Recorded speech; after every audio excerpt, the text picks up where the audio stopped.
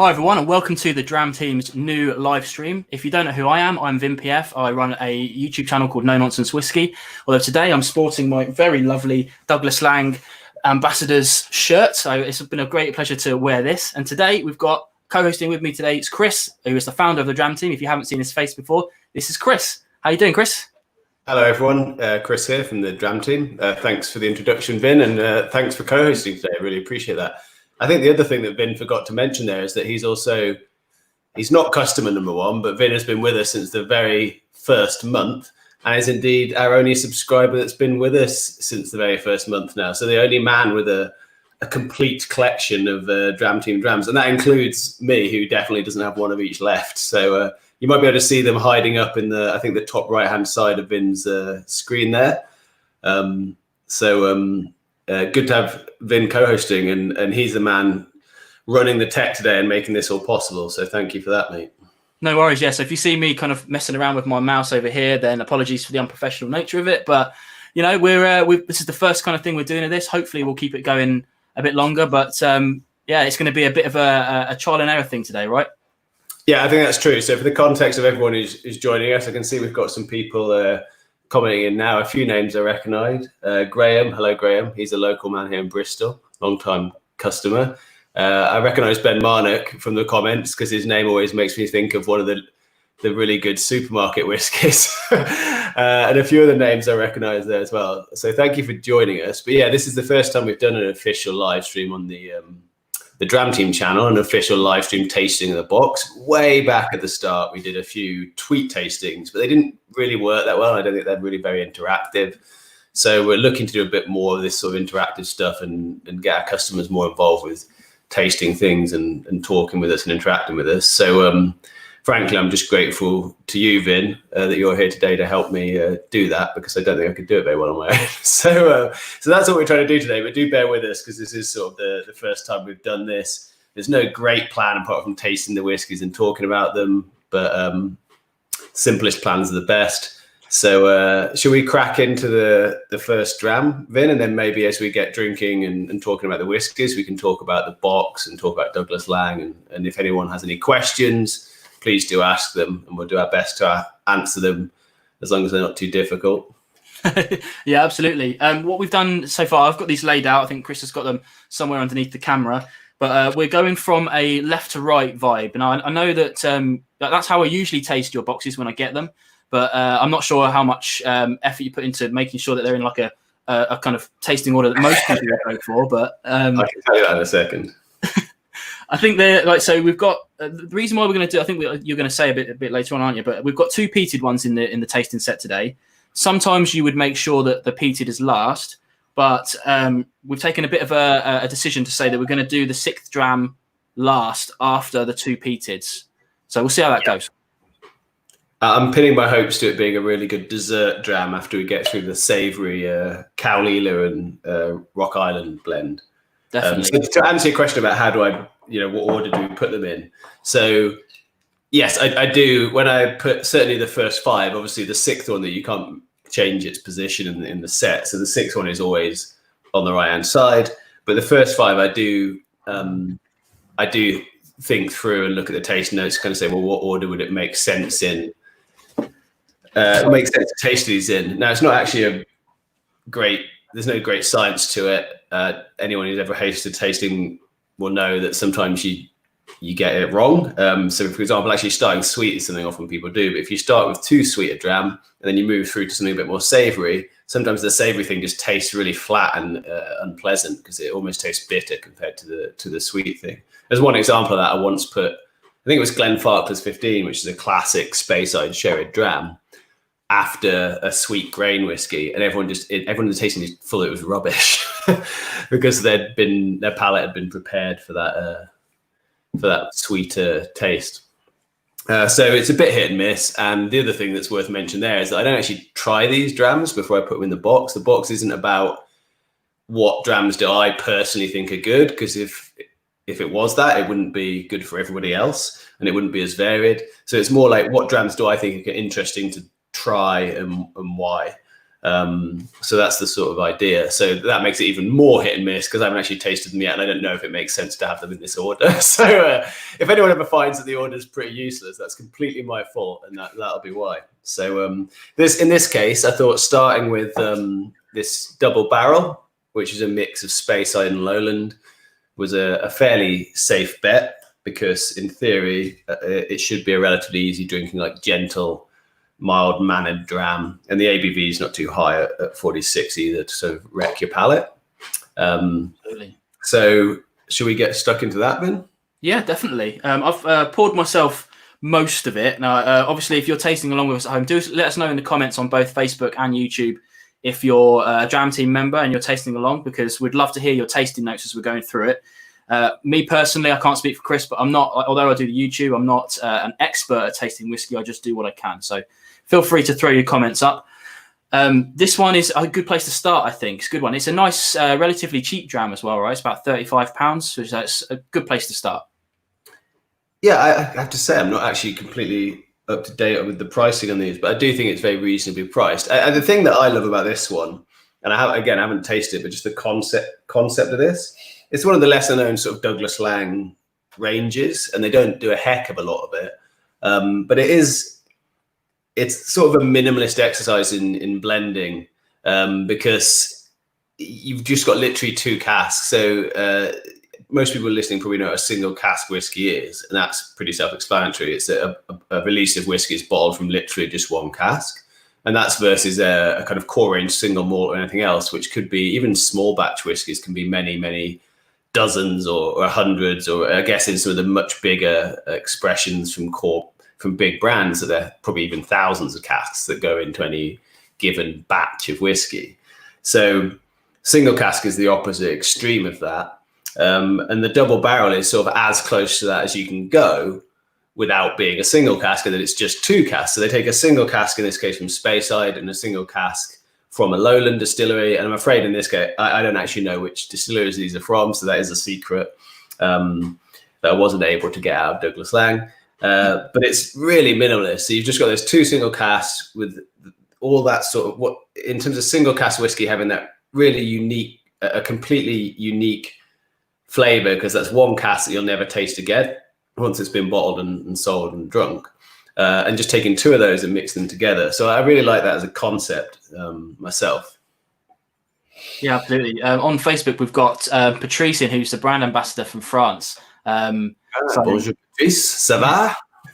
Maybe he might be able to give us some inside information, but we'll see. It's live. It's not in a tasting room in a pub somewhere, so maybe not. Although I did manage to, on a recent tasting, manage to get some information out of a brand ambassador live, who said he wasn't going to say, and I just gently nudged towards, and then we got the information.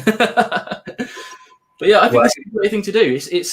I noticed as well that on some of them they announced the distilleries they've come from. These ones they haven't.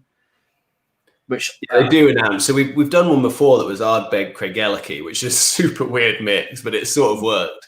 And I think that's something where like the blend has to be really precise, because it's almost like you've just got 2 ingredients in a way, and if they don't complement each other really well, then, or if there's any clashes in some of the flavor notes, it could be the equivalent of like sort of taking your 2 favorite whiskeys at home and mixing them, and you just end up with something that's much worse than the sum of its parts. So I think to take 2 single casks, blend them that way, and have a whiskey that is really good afterwards must be quite tricky, and you must be quite careful in how you pick those casks. I'd love to find out about how they actually go about that, actually, and why they choose to do it rather than just releasing them as single casks. I suppose it's almost to me, I'm not aware of anyone else that has done that with just 2 casks, or certainly not advertised that they've done it if they've just done a small batch blend or something.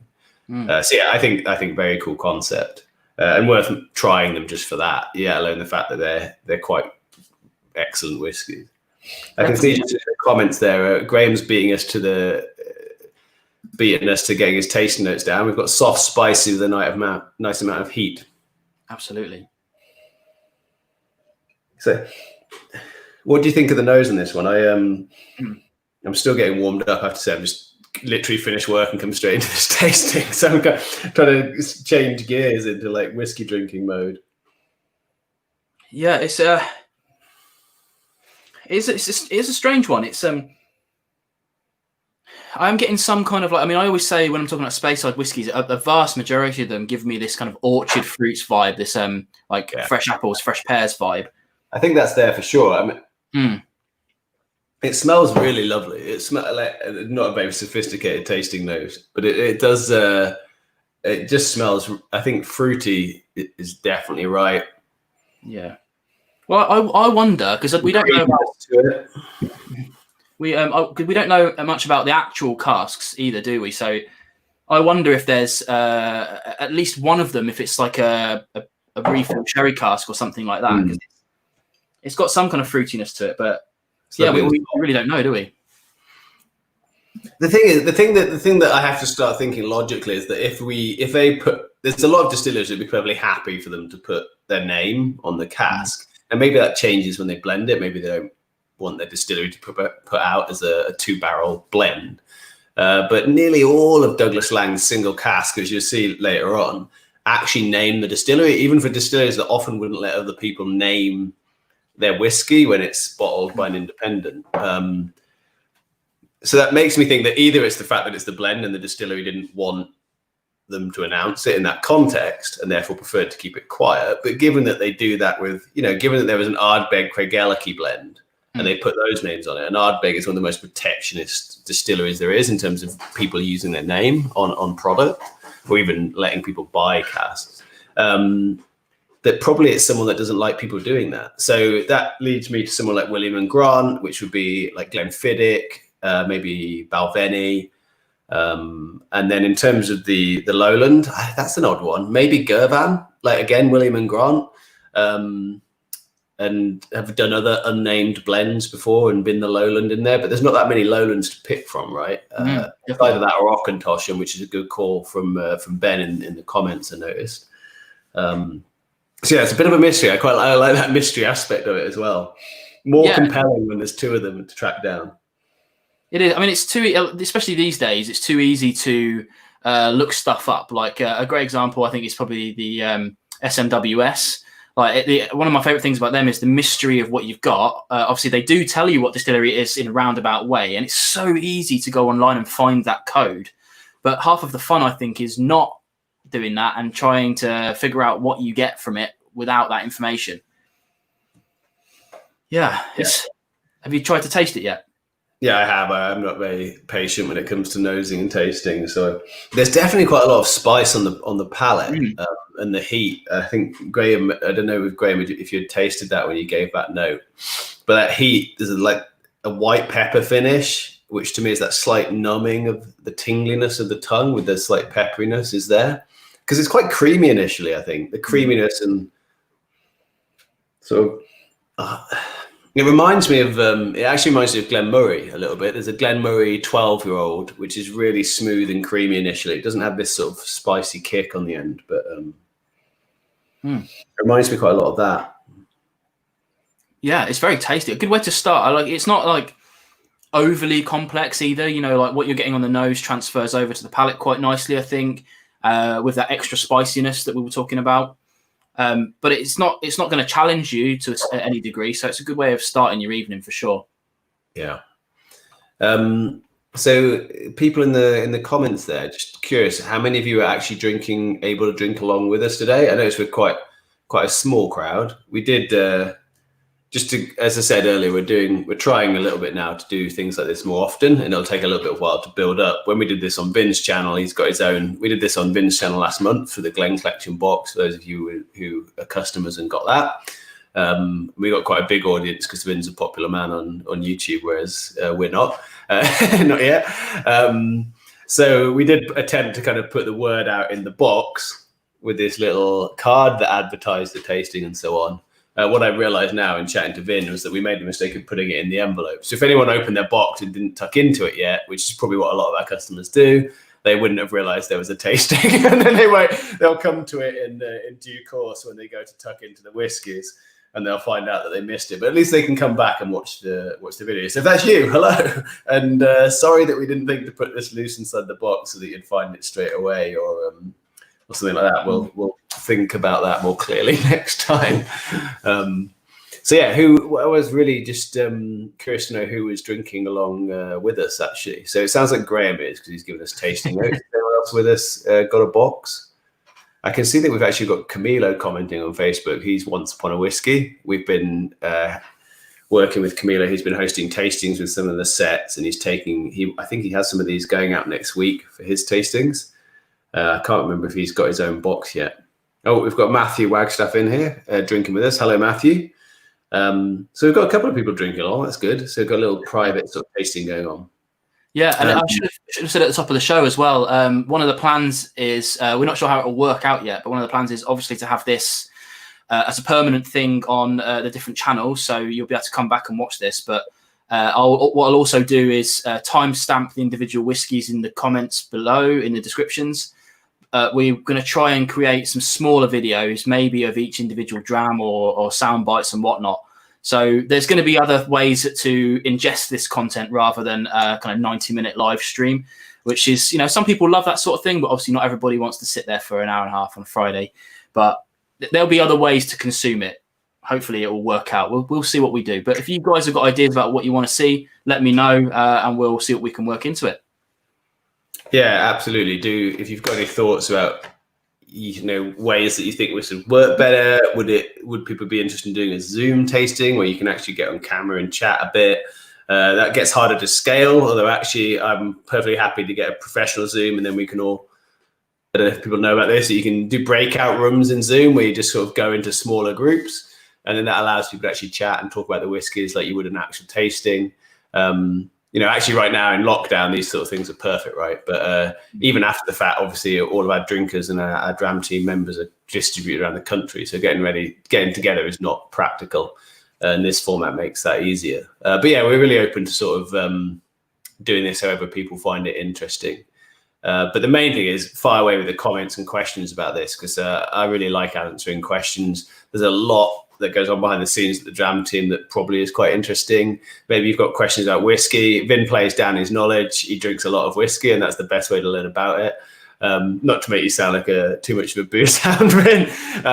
But yeah, just practicing tasting whiskey and trying a lot of whiskey is a really good way to educate yourself. So yeah, fire away with any questions. I see we've got Gary Neal tasting along as well.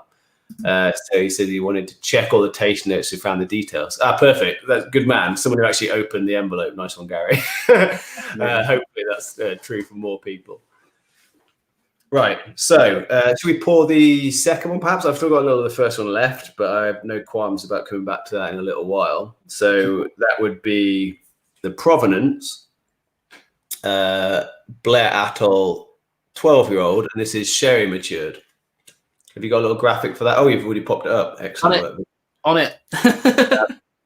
So this one's interesting. So Provenance is normally really, really well priced, somewhere between 35 to 45, maybe 50 a bottle for a single cask whiskey. Partly that's because they're around 46% typically. I think maybe always at 46%. So they're not cask strength. They're watered down to bottling strength at 46%. But they're still super good value for sort of really decent quality, strong examples of sort of often uninterfered with distillery spirit. So they're often used either in refill casks or just bourbon casks that are probably also refill. So the spirit is aged fairly gently and is very true to what it would have gone in as new make in terms of picking out the distillery character. So the difference here is that this one's actually quite expensive. And that is largely because it's full sherry maturation. Now, I'm told it's a refill cask, which means just that it's had whiskey in it for maturation purposes before. Because if it was a brand new sherry cask that had never been used for maturing whiskey before, this would be an almost dark red whiskey. 12 years would be quite a long maturation, because often sherry influenced drams either use seasoned casks, i.e. where the sherry hasn't actually been matured in it or stayed in it for any length of time. It's just been sort of shaken around in the cask to give it a sherry base, as it were, before the whiskey goes in. But this is full maturation. And normally sherry stuff is finished in a sherry cask. It could be 2 months, it could be 2 years, but it doesn't. Sherry maturation, full length maturation is quite unusual. but this one's really pale. So that's curious. So what I actually asked Douglas Langley, because I was skeptical and I saw the color, and I was reading about the whiskey. And they said that it was a refill cask, so it's had whiskey matured in it before, but it has had full maturation in a cask that previously held sherry. So they say that comes through more on the palate. So I'm interested to dig into this one and see what we get from it. For those of you tasting along, sherry cask, what that normally means, and if any of you have people in your family who drink sherry, there's quite a variety of flavors, from like lighter ones through to the ones that I really like, which are like Oloroso and Pedro Jimenez, really dark, syrupy almost, and heavy, sugary, dark fruit flavors, Christmas cake flavors, that sort of thing. And of course, actually sherry. Those are the sort of things you'll get from a sherry matured whiskey. Vin, any other nuts, maybe dried nuts? I think again, it's more of a Christmassy thing, Christingle type flavors, orange. Anything else you'd put in there in terms of sherry maturation? No, I mean, like when you get like a solely sherry on a brand new cask, I tend to get all the, like say, the Christmas cakey vibes, the dried fruits, raisins. Some people go as far as to say kind of figs and prunes, things like that. I don't really eat either of those things, so I'm not really sure what exactly they taste like. That's a good point. Yeah, but yeah, very nutty. Some people, like, depending on what kind of sherry, you can have light pecans or walnuts, or some people even go as far as to say, like, not quite cashews, but that sort of vibe, you know. Yeah, that's really what you're looking for. There are others, you know, like, I mean, like you said, you prefer the Oloroso PX ones, whereas I prefer the real lighter ones. I can't remember the name. Pinot, it's not Pinot, Fino sherry, isn't it? Is that the drier, lighter ones? Yes. It's quite a few different ones. What I would say is it's well worth trying some sherry. If you're really into like your sherry cask whiskey, try some sherry, because some of it's really delicious. It's a very different drink to whiskey, obviously, but it's some of it's really interesting. But I definitely prefer the ones that more towards being almost like a liqueur in how they present, rather than the ones that are more like a wine. It's really variable. When a whiskey says it's sherry matured or sherry finished, you just most of the time you have no idea what that means. In terms of what was in it, how long it was in it, whether it was seasoned with sherry or whether it actually matured sherry, that sort of thing. So it's a bit of a sort of crapshoot in terms of knowing anything about the cask provenance with sherry. This one does have, given the color and how light it is, I definitely get the sherry on the nose, and I think it comes through on the palate. But there's quite a lot of heat there as well that is on the palate that I wouldn't have necessarily expected. It's definitely a lot sweeter than I was expecting on the nose. Well, maybe not expecting, because we was told it's sherry, but in comparison to the last one, it's a little bit sweeter. It's very sweet on the palate, actually. Perhaps even a bit much. I'm going back to the first one briefly. Yeah, and it's got a big back end of spice as well. It's not quite as peppery as the last one. Yeah, it actually makes the first one now taste fully savoury in comparison, which is interesting, because that tasted quite sweet originally. For those who have more than one glass on the go and left some of the first whiskey, worth going back to that, because that now tastes almost savoury, which is a good example of what I said at the start about the order being really influential in how you experience each whiskey. Definitely, yeah, and especially after trying some peated stuff. I always try and do this with a few friends of mine. Like we recently covered an exceptional whiskey, literally called the Exceptional Blend, and then we had a Talisker, and people were saying that it got better and better as they went through the tasting. And after the Talisker went back to the first whiskey we tried, and it just didn't taste of anything anymore because of all of the kind of briny, smoky stuff. Which is, it's really interesting how that. A lot of sherry does the same thing. If you have like a Glenfarclas 105 or something like that, it can blow your palate out by having that massive sherry bomb. But this is sorry, go on. So this is a lot deeper than it has any expectation in the glass. Like, you see the light pale color of it, and you think, it's just gonna, it's gonna be like quite straw-like. It's gonna be quite hay-like, and it really isn't. There are some sherry elements to it. A lot of spiciness on the back end as well. So for those of you drinking along, I can see in the comment, Graham said that it works well with a couple of drops of water. I'd agree. There's a lot of heat and spice on that. Sometimes it's hard to know, is that the actual character of the whiskey? Is that the alcohol? What I find odd about that is that even at the same ABV of 46, these are both 46 so far, some whiskies can present with a lot more alcohol heat than others, even though they've got the same amount of alcohol. And I actually don't know what the chemical reason is for that. I'm sure it's something to do with the way that the flavor compounds in the whiskey interact with the alcohol. But for me, it's super hot. I think almost like not unpleasantly, but that sort of peppery hotness.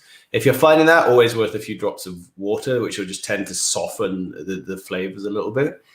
So good tip from Graham there. We also got some good tips from Ben in the comments. The reason I'm reading out some of these comments is because some of you are on Facebook and some of you are on YouTube, and you can't see each other's comments, and we have the luxury of being able to see both of them.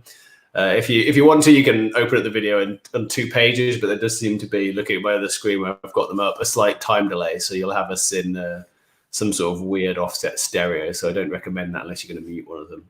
But Ben's saying that he'd recommend, for people who are interested in learning about sherry, he recommends the Tom Martin Softer Session on Sherry, which is on YouTube. I guess that's a video that talks about sherry a little bit. There's some really good whiskey blog posts about sherry. Amateur Drammer, he's a chap called Andy Flatt, friend of the Dram Team, and he has written some really good pieces about sherry cask. If you want to go full geek, there's a guy called Ruben who runs a website called Sherry Notes and a website called Whiskey Notes. I think he's in Belgium, so his website probably ends .be. I'm not sure which the exact website is, but he's written basically a thesis on sherry casks in the whiskey industry if you want to get super geeky. But it is really fascinating because you start out imagining this sort of like in Jerez in Spain, which is where sherry comes from, the Sherry Triangle, I think it's called.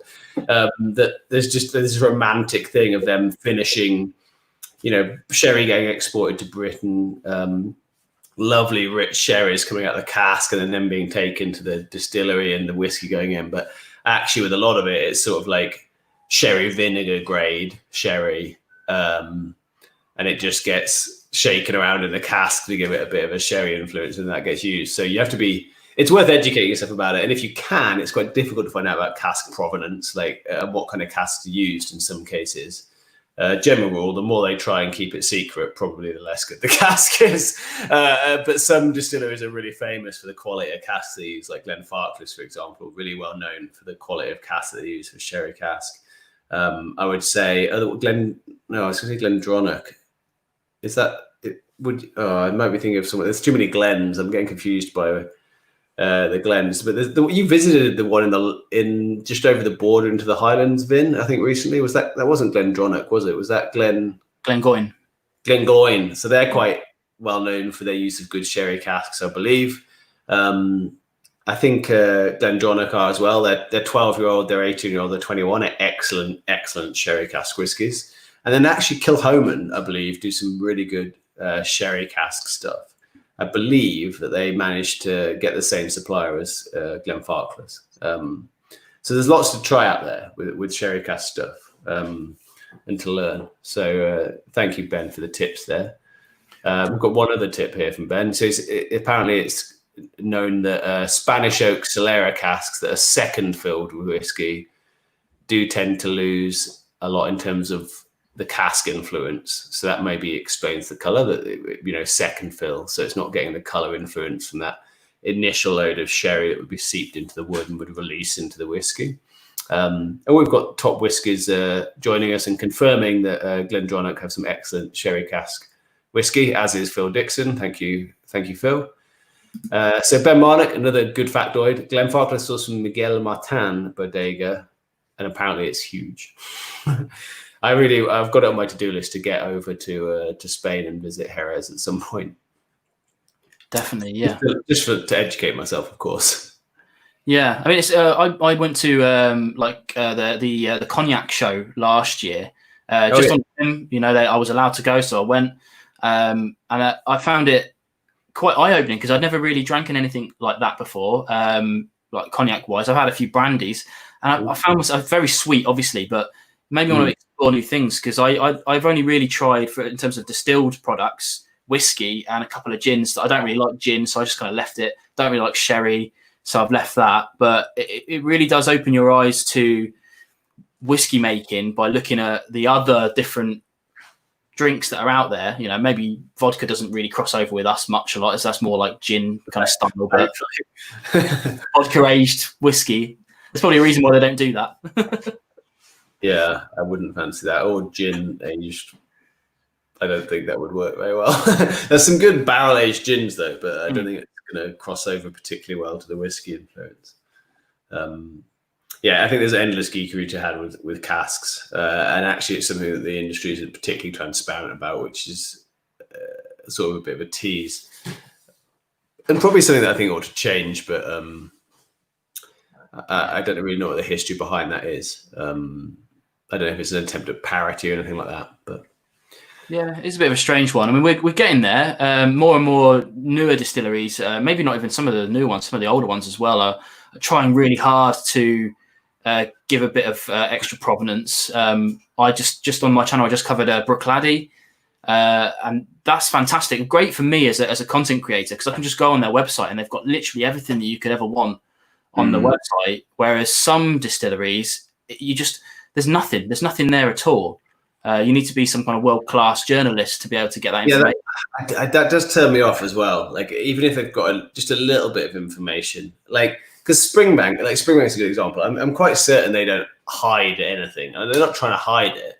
And they'll tell you sort of the mix of bourbon and sherry casks that they've used. They don't give you a lot of information, but they at least give you something that, like, you know, which blend of how many casks or what proportion of casks were sherry and what were bourbon. I think even that's interesting, because otherwise you don't know. Sometimes it's even hard to learn what you like, because you don't really know why. You know what it is you like about it, that from flavor perhaps, but you don't know the reasons that it tastes like that. So you can't go and look at another whiskey and go, well, I will definitely like this because of this reason, except with broad brushstrokes. So I think that's something that needs to improve, and I do tend to gravitate towards whiskies where there's a bit more information. That said, like we talked about the double barrel earlier, and I really like the mystery. So maybe I'm contradicting myself. So it's good though to be able to dip in when you get those ones that are more transparent and actually learn a little bit about what makes up the dram. Compass Box are very good as well at that. They'll tell you actually what makes up their blends and things like that, which they're not technically allowed to do on the bottle. So you can just go to their website and find the full details of any of their blends, which is really cool.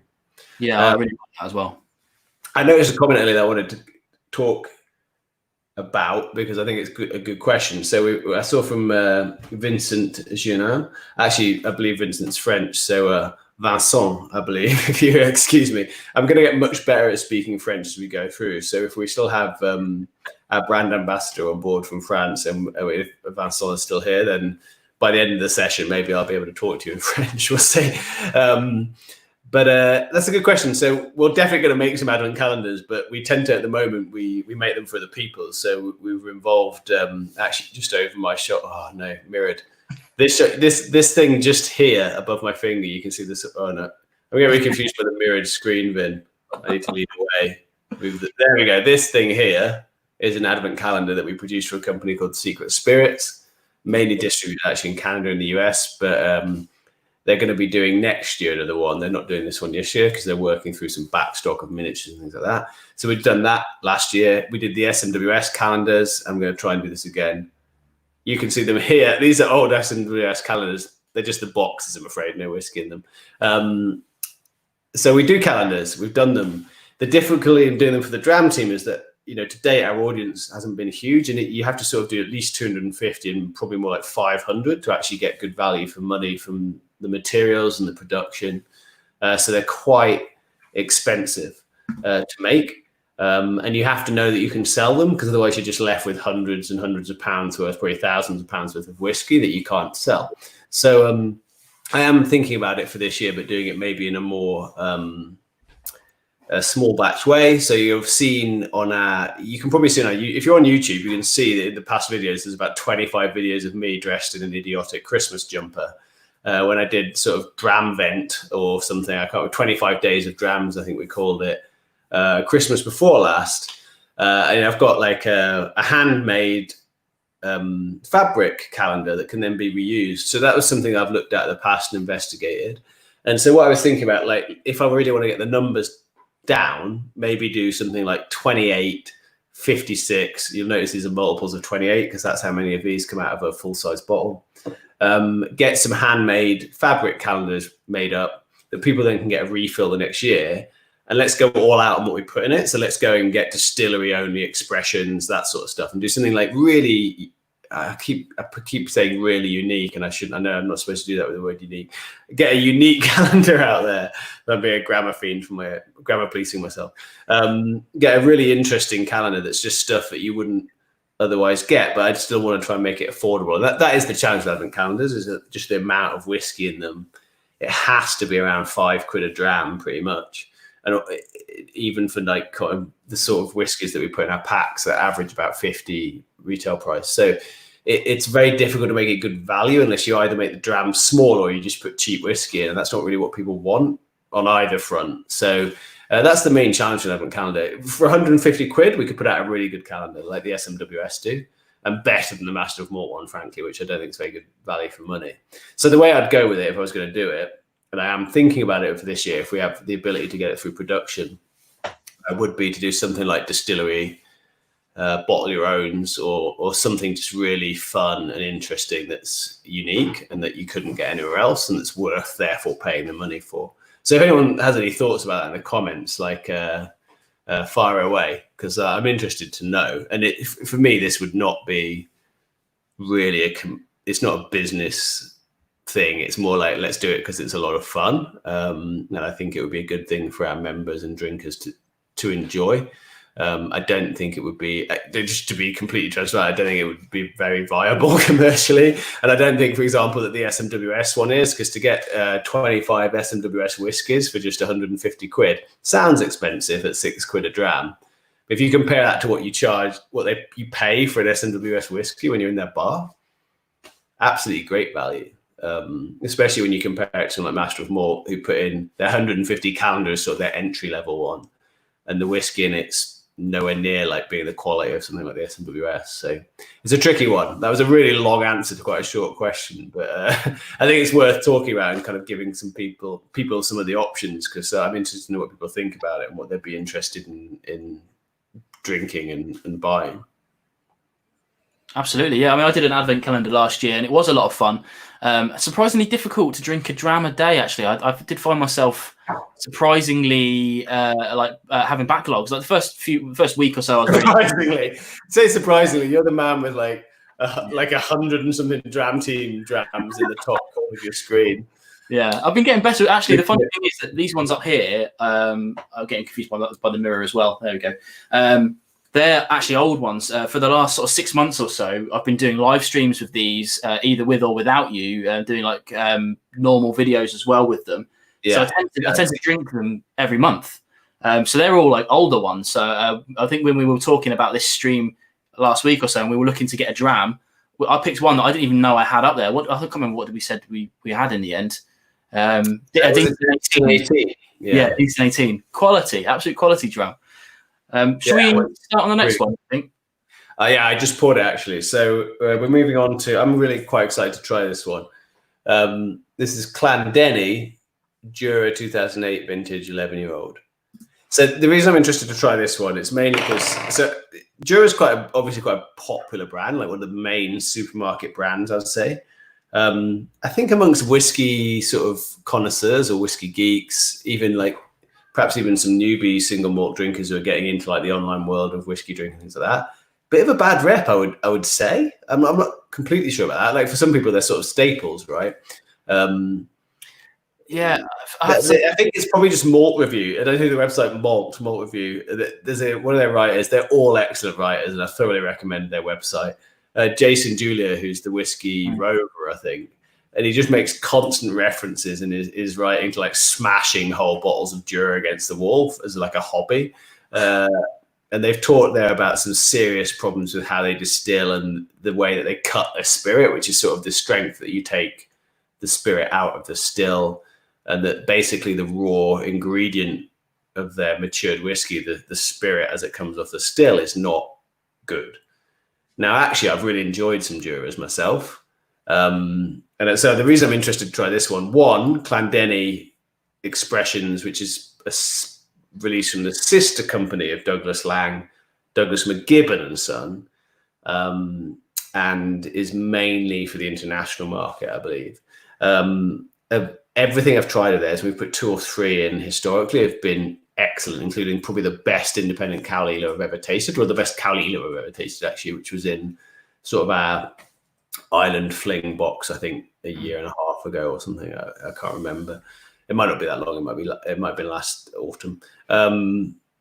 Consistently excellent expressions from Denny, and then also vis-a-vis what I said earlier about Provenance, like that they're a really good way to try the original sort of style of a distillery. I think that's probably reasonably true of Denny. So I'm super excited to try this one I've just thrown it on the floor for those reasons. What's your experience with Jura? Have you tried much of it? What do you make of it? Are there any particular expressions you've enjoyed? And that's a question for Vin now, but anyone in the comments wants to weigh in with their experience, I'd be interested to hear it. I mean, I first tried Jura back in the day before I even started a channel, and I was just getting into whiskey, traveling around. I think I was actually in the Lakes area and went into a supermarket, saw it, it caught my eye, and went for it and enjoyed the bottle. It was a Jura Origins back in the day when that was the thing. Then I got the Superstition and really enjoyed that. And went back to the Origins and didn't enjoy it again. That said, since then I've covered a few of the newer Juras, like the new 10-year-old, and I don't think I've actually covered the Journey yet or the 17, but I have tried them, and I have to say I find them a bit of a miss on the hit and miss scale. They're not necessarily bad whiskies, but I just find them a bit uninspiring. So I also was really looking forward to trying this because it's great to try an independently bottled whiskey from a distillery that you're not keen on, because you can see what the whiskey is actually going to be like. Obviously, they've cut this down to 48, but the distillery hasn't been involved in this at all. So this is a more truer reflection about what the spirit is, I think. And yes, I'm trying to remember. I'm looking up over here. So first of all, if I'm looking over this way, I'm looking at my other monitor. I've got some comments up and I'm just dipping into those. So excuse me if you think I'm being rude, but I'm just looking at some of the comments over here. But over here, I've actually got a shelf of like my back catalogue of Dram Team. So I know we've done the 7 wood. I feel like we might have done one other. We only started really working with, so for those of you who know your whiskey brand ownership, Jura owned by White & Mackay. White & Mackay, the name better known for the blends. But White & Mackay Group own Jura, Dalmore. They do the Shackleton, I think, which is a kind of entry-level blend based around the story of Shackleton himself. They actually have a really interesting kind of new innovative brand arm, which is the Whiskey Works. So that is a chap called, is it Greg Glass or John Glazier? I think it's Greg Glass, isn't it? They're both previously or with Compass Box. I think John Glazier is the founder of Compass Box. Greg Glass was the master blender at Compass Box. The reason they get confused, both glass-related names, Glazier, Glass, really confusing. So I think Greg Glass moved on to found the Whiskey Works, sort of an innovative arm of White & Mackay. And they do some more modern type stuff with whiskey. So that's who Jura owned by, is White & Mackay. And I've now completely forgotten why I started this train of thought.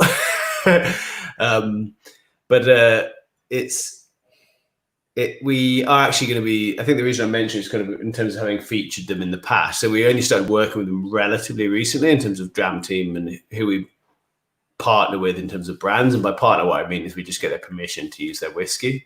And then sometimes we buy directly from them as well, because that tends to give us the ability to put better whiskies into packs. We get a better buying price. But we're planning to work with them in the next couple of months. So I think probably maybe August box, we're looking at doing a White & Mackay box. And so we're looking to have some Jura in there. They've been through a bit of a journey recently. Wait, was one of those called Journey? It was, wasn't it? Yeah. Jura Journey, I think is one of the expressions. So they basically kind of they redid their sort of whole core range recently and did a whole load of new expressions and rebrands. I don't know what they're doing at the moment in terms of changing how they did things in the past to improve the quality of the whiskey. But I don't not get on with it. The 7 wood, I think, was kind of lambasted in some ways for being, it's pretty remarkable they use 7 different types of cask to put a whiskey together. Quite a juggling act. And some people found there were some sort of clashes in there. I think I have a bit of more simplistic way of enjoying whiskey, and I don't necessarily get into that depth of like, am I really finding clashes between different flavor notes, or in the round, does it just taste nice to me? But I think this one smells good to me. Have you got any? Yeah, it does smell good. It's very different. It's quite unusual, but it smells nice to me. It's well, so it's not really a tasting note per se, but it's quite fresh and clean. For me, it's quite sweet, if you can smell sweet, and maybe even a little. I don't know what it's like a little bit citrusy, a bit lemony on the back end, I think. What I mean? You said that immediately. It's like chemical smell, not an unpleasant chemical smell. It's almost like a lemon sherbet. I'm kind of getting really light. I was thinking more like something you might, you've just cleaned you've got your citrus kitchen spray over the worktop. You've wiped it down. There's just that slight lemony haze coming off the worktop in the kitchen or something. I think I've got a little bit of that. I think you just incepted me with the lemons. What I'm really getting at there is a slight chemical hint. It's almost one of those things that maybe like, is it acetones or something? Like that sort of slight chemically sweet smell mixing with a bit of lemon that sort of makes it feel like an artificial chemical lemon. And that sounds horrible, but actually it smells quite nice. I think it's always important to express what you mean when you give a tasting note like that, because actually it sounds like it's gross, but I really like how that smells. Definitely. I think what could be construed as a negative tasting note isn't going to be negative for everybody. Like one of the worst whiskies, hands down, I've ever tried is this infamous whiskey called the Fujikai 10-year-old, this Japanese thing. And it stank of like wet dog and I always said like plimsolls. If you're not from the UK, it's like a little rubber shoe that you'd wear in PE or gym class. And it was just awful. But then I've read some reviews of a very small minority who are like, that's what they look for in a whiskey. They want that kind of burnt rubber vibe, standing next to a big tire fire or something like that. Yeah. And like Matthew said in the comments here, he says TCP. Well, that's like a good tasting note from like Lefroy and things like that. And when I tell people that's what I'm smelling, they sort of go, "Oh, why would you want a whiskey like that?" And I'm thinking, well, why wouldn't you want it? It's a nice flavor, but it is what you like. It's a bit like that thing. I can't be the only person in the world that's ever like washed my hands with some really nice soap and thought, I'd really like to taste this. Obviously, it doesn't taste good, but like it's sort of the opposite of that, where it smells like it might be chemical, but actually it tastes really good. So we've got some comments coming in here about the flavor notes. So Gary Neal saying he agrees with the chemical. He's thinking bitumen. I could hang on, let me. I'm just inspecting that. I think I could get that. I think there's definitely a hint of that, like almost tar, maybe. I don't know. Now you've said it, maybe just you've incepted me, Gary. It's not quite there for me. A hint of TCP, a slight medicinal note to it. I don't know if that's typical of Jura, I have to say, because Jura tends to follow that sort of island sort of stereotype in terms of, I believe, I don't know if that's true, like coastal, oily. I think Campbelltown, and Jura is very close to Campbelltown geographically, certainly talks about that oily sort of some element of tar, like seaweedy, some of the things that you get with Isla influence, some of the stuff you've mentioned, Vin, about Lefroy and so on. Yeah. I don't know how much Jura kind of touts that stuff and its flavor notes and things. But there's definitely some chemical stuff going on in here. Yeah, I'd say it's really unusual. That's what I'd say about it. It's really unusual. It is unusual for sure. And I think and I have to be careful when you say stuff like this, because inherently it's not a bad whiskey at any stretch of the imagination. It's not my favorite of the three we've had so far, and having tried the one of the next three and having tried grain to a great extent, it's probably going to be my least favorite of the tasting. I'm going to go ahead and say that early. The next two are peated, and I'm a massive peat head at the moment, which is peat and bourbon. That's my fix. But yeah, for me, although it is very different, it is very interesting, but it doesn't quite hit my notes. That's for sure. So I've gone back to just polish off the double barrel. Oh, that's so sweet now. I watered that down too much now, and So I really like this Jura. I think it's really unusual. I think it's quite atypical, probably not necessarily for Jura, but like for a whiskey. And actually, what I'm being reminded of, and I don't know how many people in the comments or you, I'm sure you've drunk some of it, Penderyn. Now, actually, Penderyn has a bit of that artificial baby sicky, fresh hay, something like artificial medicine flavors. Like it reminds me of when I was a kid, and you'd have like those when you had penicillin and it came in like banana or cherry flavor. And there was always something like really artificial about it, in the same way like pear drops are an artificial version of pear and that sort of thing. And I think that's acetones, or I'm not quite certain what the chemical is, but there's that slightly weird chemical sweet fruit flavor to it. And there's a bit of that going on. And then you have the more like TCP savory chemical flavors. And none of that sounds like I'm describing something I'd enjoy drinking, but actually I'm really enjoying drinking it. Yeah, and that's like, like obviously bigging up your box now, but this is the reason why I like being on the Dram team again, is because I wouldn't have bought that. It's got Jura on it, and already I'm not a huge fan, so I wouldn't have bought a full bottle. And now I've had the ability to try it, and I'm glad that I've tried it. I probably still won't go and rush out and buy some Juras, but it's still, you need to expand your horizons. If you're into whiskey in any kind of capacity, I think you can limit yourself and enjoy what you enjoy for sure. But if you want to geek out about it, you've got to try whatever you can get your hands on. Oh, it's interesting. I put some water in for the first time. I haven't done it yet. Oh no, I haven't done that yet. The nose has really changed. Actually, it's like more fresh and open and a bit sweeter. I'm only going to put a drop in because I've only got a little bit left. Or two. I'm just going to. So actually, just to come to your point, I was going to jump into comments because we've got a bit of chat going on. So actually, I think this is one of what really amused me about malt review. So malt review can be a little. I think some people find them a bit dour in terms of their viewpoint on whiskey, and it's probably just because they've drunk a lot of whiskey and their tastes have evolved to the point where like they don't have the time to waste on stuff that's just not good. And I think actually they do probably as a team have a really good perspective on what actually quality whiskey is. Now, I don't think my palate and my taste are that sophisticated, and I'll really enjoy like a 30 quid sherry bomb sometimes that maybe they would slate, but that it doesn't mean that I'm right and they're wrong, or they're wrong, they're right and I'm wrong. It just means that we have a different perspective on whiskey. We've got Greg Dillon in. Hello, Greg. So Greg's one of the founders of the Dram team, famous from great drams. So we've got quite a few comments here on Jura. I'm just going to sidetrack into that before I come back to my malt review comments. So Greg's saying he's a bit dubious of Jura releases. Tasteable Trap 2015 was great. We had, I think, Gary saying, Matthew Wagstaff saying he wasn't really a fan. Ben Marnock, again, really great information. Ben, where do you get all your information from? You're an absolute fountain of knowledge. This is great. You should be on the show. He thinks in the past year have suffered from poor quality wood, but they've invested in better casks more recently. So that's good to know. So it seems like it's a bit of a mixed bag on Jura. I am quite enjoying this. How are you finding that? Did you put some water into it? I did. I did put some water in, and it really opened up the kind of spiciness to me.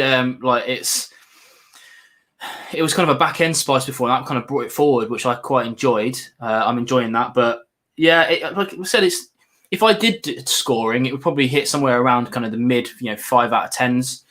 But that's not necessarily, if you follow talking about malt again, going back to them, their scoring system is actually one of my favorite scoring systems because they use the full breadth of the 1 to 10 system. Whereas you see a lot of reviews tend to only hit between the kind of 7 and 10s, and anything below is undrinkable, which doesn't really work for me. For them, a 4 out of 10 is still, it's averagely good, which is not a bad whiskey. I've got. I'm going to drop a link into the comments if I can.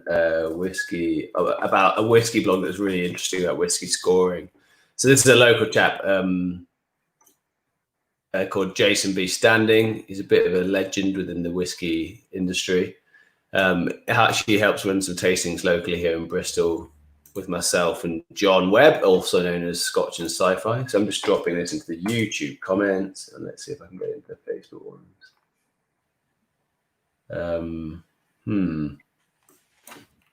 For whatever reason, I can't now seem to comment. Oh no, I can comment. It's coming through. Here we go. That's going into Facebook and YouTube now. So I've just put a link in. So that's actually just an analysis by Jason, who's a wonderful, wonderful geek. And as a mathematician myself, really appreciate this, and it just speaks to what he said. He's done a kind of breakdown of what sort of scoring system people use, and his analysis shows that anyone who uses 100 basically scores everything between 70 and 89. So it's a completely pointless scale. So yeah, I agree that more reviews kind of using the scale they do, they're actually fairly true to their actual opinion of the whiskey. So they will give stuff 2 to 4 points. They really don't think it's good. And 6 is actually a really good score. 7's excellent, and 8's sort of very rare. And I think that's probably more appropriate. They're probably a bit harsh on Jura, but I'm sure that's their actual opinion, and that's what's great about their site as well. It seems like Jura is really kind of pulling out mixed comments. I see that New Dram Drinker, hello guys from New Dram Drinker. They've done recently a series of one of our much older boxes against the grain, which was very good. So check out the New Dram Drinker YouTube channel, Anthony and Nikki, and they're at a really good point in their whiskey journey where our box makes a lot of sense for them. So it was really good for them to review the drams one at a time in depth. And that takes me back to what you said, Vin. So actually, and this takes me full loop back to talking about malt and what you said.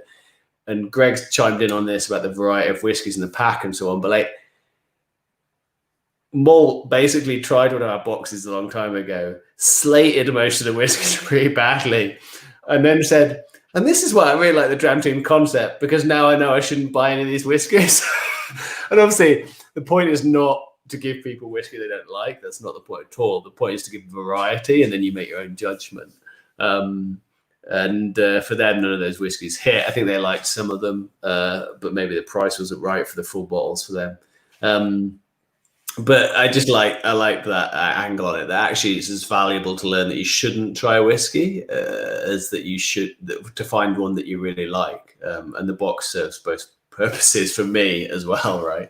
And I'm very particular about how I spend my money on whiskey. Absolutely, yeah, and that's the big thing about it, I think. How do you feel about moving on to some peat? Yeah, I am bang up for that because I think I've now finished off all 3. Good. I'm really looking forward to this one, mainly because you can tell. I think it's the darkest one we've got in here. Apart from maybe the last one would be darker if we had a greater volume, but yeah, I'm interested. So Single-Minded is a range I've not drunk from before. Nor me. So they're small batch releases, generally 4 to 6 casks. I think I remember reading. Oh, just 2 to 4 casks. I'm over-egging it. It says this on the tasting notes. I struggle with peat. I'm not going to pretend that I don't. Some of them really hit home with me. I tend to prefer sweet peat, where it's maybe a bit lighter, not like heavy, aggressive peat. I like it when there's more going on beyond just the peat. This is a lot of color to it, and Douglas Laing do not use coloring and do not chill filter. So that suggests maybe some sherry cask. Now, I don't remember that being mentioned, but if you look at the color of that, it's not very helpful. I probably need to pour something as a comparison. That's the last bit, the Blair Athol being seen off by me there.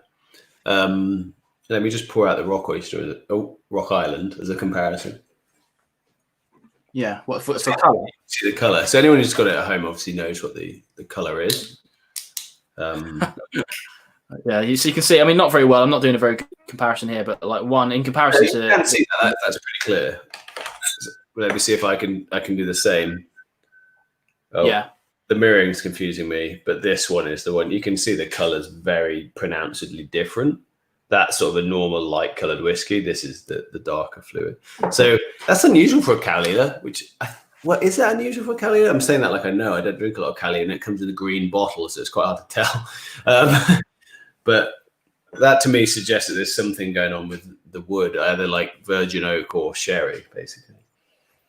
Yeah, I mean, so I'm again no expert in Camellia by any stretch, but for me, I'm not getting too many kind of sherry notes on it. So I would hope my feeling would be that this is at least a first fill, or at least a high proportion of first fill ex bourbon. If it's like 2 to 4 cards, it might have cheapened out a little bit and had a second fill in there as well, or maybe 2 or 3 second fills and just got the color out of it. But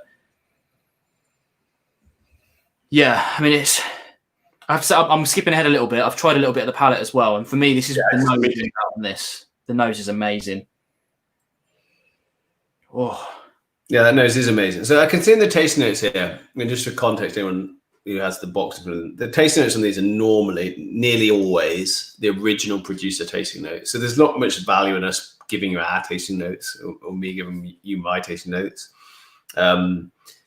So these we go with the original producer ones, and that's partly to make the link back to the original product as well, which is why we do the photo, and the text normally represents exactly what's on the product. So if people like it, they can go and buy it. So it doesn't talk about anything that isn't really a smoky flavored smoky tasting note. So we've got full of smoky bacon crisps, burnt wood, bonfire embers, and summer tar. That is just all peat as far as I'm concerned. The delicious palate reveals ash. I love that. Delicious ash. You'd love that ash. Dried earth. And barley. So it mentions cereal at least. So the cereal is there, obviously. But then the finish does actually mention a tasting note, which I would say was more associated with bourbon cask than sherry, which is more streaky bacon, burnt buttered toast. Now, the buttered toast part for me is very much like butter, a bourbon cask flavor note, and honeycomb. Again, honeycomb may be more about the spirit, but can be related to the sort of vanilla-y, sweet caramel flavor of a bourbon cask. So I don't know. The color is really interesting to me on this one. I'd love to know more about it, but there wasn't much information about this available in the information that we were given by Douglas Laing. I mean, for me, I mean, Kalila, even if you haven't tried some Kalila, you definitely have, because they're one of the most far-flung Islay distilleries. If you've got Islay in your blend, you can almost guarantee to a 95% accuracy that it's Kalila in there, because almost everyone else is quite guarding of their whiskies, or don't have the stock at least. So it's out there quite a lot. For me, it's just a great example of well, for me, an easy drinking peated whiskey. But yeah, I agree with that kind of like, maybe not smoky bacon, but definitely some kind of like, barbecuing meat, nice thick. I mean, it is earthy, it is ashy. So if you're not into those vibes, then it's gonna put you off. Yeah, I'm sure a bit. I mean, I agree with you about the smell. Like, the smell is absolutely great. I will say that one of the best whiskeys I've ever had, and this was a real treat. So I bought it. I think I bought it for no particular reason, because it was on a really good offer on Black Friday. But I saved it for a special occasion. That special occasion ended up being my good friend, other Dram Team co-founder, apart from myself and Greg Dillon. His name's James Glenn, Jay as I know him. We saved it for a stag do. And we took it away, and quite a lot of the people on the stag do were whiskey drinkers, because a lot of our local friends in Bristol and our whiskey club came. And it was a Cowlila 25-year-old. So that's normally about 180 quid a bottle, and I think it was on offer at like 110 or 120, and I'd picked it up, which is quite unusual. I think I had some sort of business idea at the time that then didn't come to fruition, so I had to go spare. I thought, well, stag do with one of my best friends, and who's going to be my brother-in-law. What a better occasion than that. And we actually drank it around a bonfire, and oh gosh, it had mellowed so wonderfully. Like 25 years, Cowlila in a cask, lovely honeyed flavors, like super. It was this color, but the smoke had really just softened and mellowed and was gorgeous. So it's one of the better whiskeys I've ever had, I think. So that's probably my fondest memory of not only a Cowlila but a peaty whiskey. Yeah, I have to say, as a big peat fan, I don't reach for it all the time. There's definitely a time and place for it.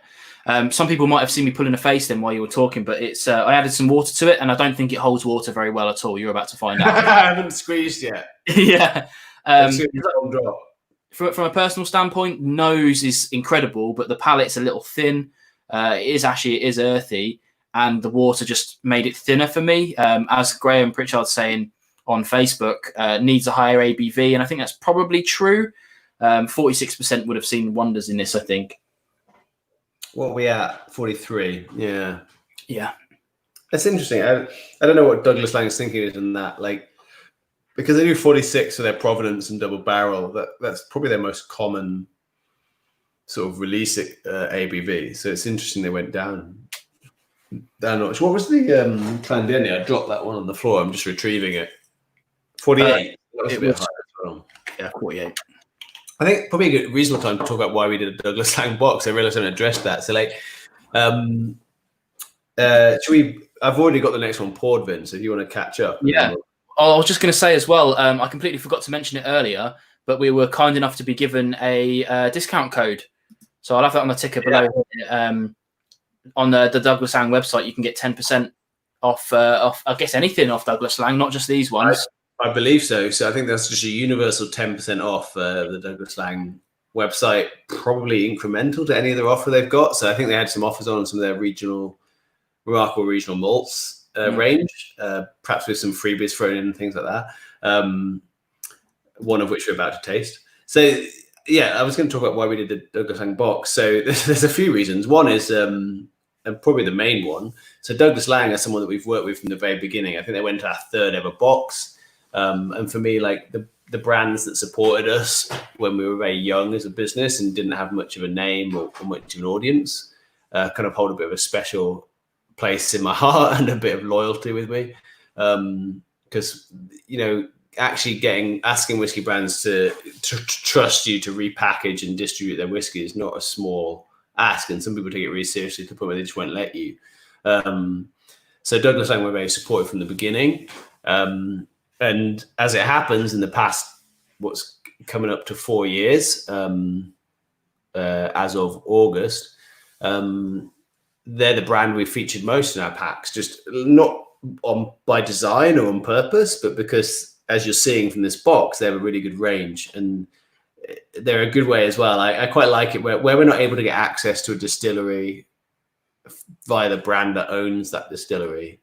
It's quite fun to sort of put it in anyway, because we can get it from someone like Douglas Lang, and they have probably of all the independent bottlers, probably the broadest range of distilleries and named distilleries specifically. So like they have very good bottling contracts and bottling arrangements where they're often allowed to name a distillery that other people wouldn't be allowed to, like Talisker.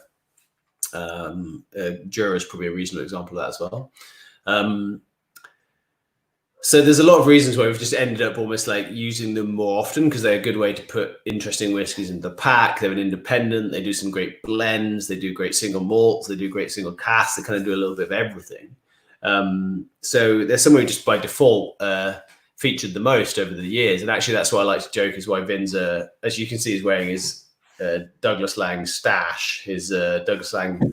Is it a fellow? You're a Douglas Lang fellow, is that right, Vin? Yeah, it's like so they call it's a Douglas Lang fellow, but then underneath it says honorary ambassador. And they've been kind enough to put my name up on the wall in their tasting lounge, and I can go and just I believe. Yeah, I can just go and visit them whenever I want. And it's we were going to talk about it, but like let's maybe talk about while we're drinking the next one. But it's actually your fault that I got introduced to Douglas Lang like that in the first place, isn't it? Yeah, so I like to think, as I said earlier, Vin's our longest standing customer and has had every single box. Which at this point means he's probably had at least 15 to 20 Douglas, well, after this box, over 20, maybe 25 Douglas Lang whiskies because of me. So I like to think that I'm responsible for Vin being a Douglas Lang fellow. But there's a few people I know in the industry who are Douglas Lang fellow. Tom Thompson's, who writes Tom's Whiskey blog. Steve Prentice, who was previously in the past quite active on the Somerset Whiskey blog, and there's quite a few well-known names in the industry who are Douglas Lang fellows. Greg Dillon, co-founder of the Dram Team, is a Douglas Lang fellow. Sort of in kind of honorary brand ambassadors is what the term, isn't it? So so they just do so much interesting whiskey that it makes a lot of sense to put them into the packs, and also they're very affordable. So they just kind of, in terms of my principles and my values as someone who buys whiskey, I think they, not just for the Dram Team, but for myself, I think they make a lot of sense, and there's a lot of variety in what they do.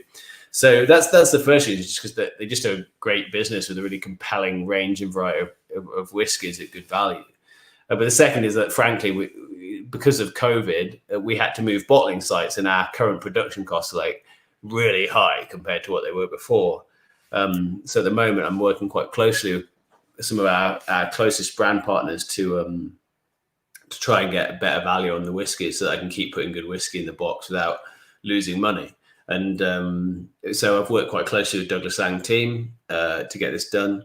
In particular, a guy called Jamie Williams. Hello, Jamie, if you're watching at all. I believe he might be dealing with a near newborn little girl who has colic at the moment and is screaming quite a lot. Apparently, I spoke to him earlier when we were trying to sort out the discount.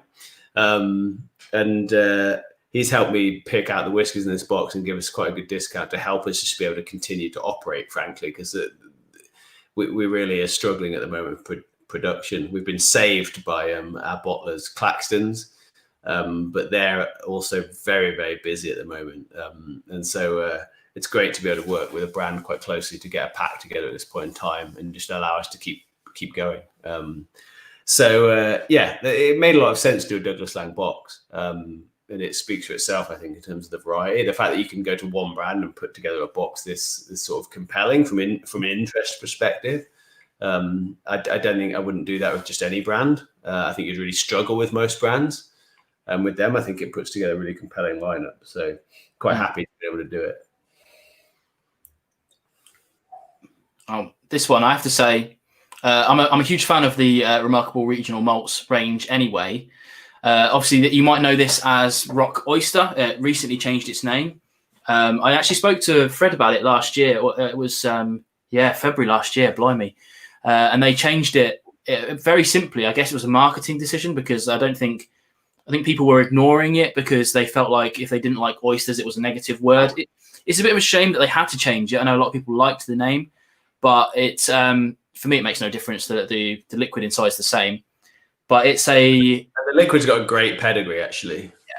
Yeah. It's the whole point of Remarkable Regional Malts is to showcase the different regions of Scotland. So this one is, as you might guess by the name now, you wouldn't have guessed it because of the oyster bit, but it's about islands. So there is an Isla one that's specifically Isla called Big Pete, but this one does include some Isla, but it's also, I think, some Talisker, I think some Orkney in there as well. I think Jura is in there as well, isn't it? Yeah, well, what's interesting is it probably has both Cowlila and Jura in it. So it's probably got the previous two drams that we just tried within this point blended malt. I really like the Remarkable Regional Malts sort of positioning, like 5 or 6. I thought Gauldrons was a limited edition, the Campbelltown one. I'm not 100% clear on that. I just like the positioning. I really like the fact that the regions thing is a bit confused nowadays and not necessarily 100% valid. But historically, it certainly had like merit in terms of a way of assessing what a whiskey was typically going to taste like. And so I think it's really nice to dig into that history, have it represented some really accessible, quality blended malts with really good. For all of them, the distilleries that are in them are really good distilleries with good reputations. And I think I'm all in favor of blends trying to position themselves, not even about positioning, but like blends competing on a quality basis with single malt, because I think that's quite misunderstood amongst newbie whiskey drinkers or just your typical Scotch drinker who doesn't necessarily have a level of education yet around what single malt is and what a blend actually is and what that means. So I really like it as a range. I think this is probably my favorite of the core 5. Unusually for me, because I'd probably expected to be drawn to the Highland or the Speyside one. I think is it Timorous Beastie, the Highland? I've got a Timorous Beastie mouth mat, a little bit of stash. I think probably the is the Speyside one Scallywag? Scallywag, yeah. I really like it as a range. I think probably Rock Island, formerly Oyster, is my favorite. The peat level's not too much of a whack in the face. Bit more mellow and complimentary. But it gets just the pedigree of whiskey, and it's great. As Graham Pritchard was saying on Facebook, it's quite. I think I said Talisker earlier. I don't think it has Talisker in it, but it has Arran in it. Which is an interesting choice because I find Arran, although it's an excellent whiskey, in my opinion, it's got a weird funkiness about it that puts people off. Like you were saying earlier about Penderyn. Penderyn is another great example. It's got a very distinctive house style that you either like or you don't, which I think is brilliant. And as Graham's saying again on Facebook, This is very briny, whereas the last one was very medicinal, very kind of earthy. This one's a little bit more sea salty, a little bit more briny. What's interesting about this is after that Kaolila, and it's probably I put them the wrong way around. Maybe I honestly wouldn't describe it as smoky at all. Like I'm just not getting zero smokiness in this whiskey right now, despite the fact I know it to be smoky. And it's on the back of that slightly bonfire-y Kaolila, perhaps. Well, I think as well the addition of the Orkney Islands, which flip a coin, but I think we all know which distillery that is. So it's a very it's peat, but it's very heathery peat as well mixed in with this. So you've got your heavy-ish peat from Kaolila, and then the rest of it is relatively unpeated, apart from the Orkney Island, which would be heathery peat. So for me, it's very sweet and floral, whereas the last one was not. I think it's the best way of doing it, to be honest. This is my style of peat, which is the first whiskey I ever bought was Benriach 10 peated Curiositas, and that was because it was sweet and it had that heatheriness as well. And the peat was sort of this fragrant, smoky bonfire, like green stick bonfire peat. And that's still what I really like about peated whiskey. And this is more like that, and less like that Kaolila, which is more of the sort of medicinal, heavier peat for me. Definitely. I mean, out of the remarkable regional malts range, my favourite is the Big Peat, but my most drank is the Rock Island, because the Big Peat, you've got to be like super in the mood for that, because it's a slap in the face, especially if you tried some of the cask strength versions and the aged versions of it. Whereas this is, like you say, it's a little bit more easier to drink. This could be a nice bridging whiskey if you're not huge into your peat. I don't know what people are trying at home. I know Graham's saying he's getting sea salt, but if anyone's not a fan of peat and they're liking this, then let us know, because that's interesting. I'm finding this really good. I'm still just getting no smoke, and I'm really confused about that because my memory of Rock Oyster, and I haven't tried Rock Island. I don't believe they've changed anything, and because it's got some Isla and some Highland Park, which is the Orkney Vin was alluding to earlier in it, it's almost certainly not Scapa. I'd expect it to be more peaty, but I do think it's just because we tried it after the Kaolila. Definitely. Graham's asking about the price of this one. This is one of my favourite things about the RRM range, is that they're all about £35 in the UK. You can get them on. I think Rock Island might edge towards 40. So actually, Graham, the answer here is you can get 10% off on the Douglas Laing website at the moment. There you go. Hang on, I'm just quickly Googling it for you. Why not have a check? But yeah, they're always around that sort of, and that's for the base level one. And they do, for every different iteration of the regions, they do kind of extra ones apart from the Goldrons, which is batch release every year. They've all got cask strength versions and aged versions that come and go as batch release. But yeah, they're a way of really compelling, like really different and interesting. They're just like more refined versions of the same sort of style of whiskey. Yeah. So I've managed to find Rock Island on the website, but it's not the buying page. I was see if there's any interesting information on here. Yeah, they're pretty open about it as well. I think there's only one that they don't really tell you what distilleries go into. This is a bit. It's a whiskey exchange. It was 36 quid, and interesting. The 10-year-old is only 40 quid, so that's interesting. And the 21-year-old is 80 quid. So that I'd be really interested to try the Rock Island 21-year-old. That sounds fascinating to me. But they've got Rock Island on the Douglas Laing website with a free glass, and it's 40 quid. So if you use the code, you'll get that for 36. So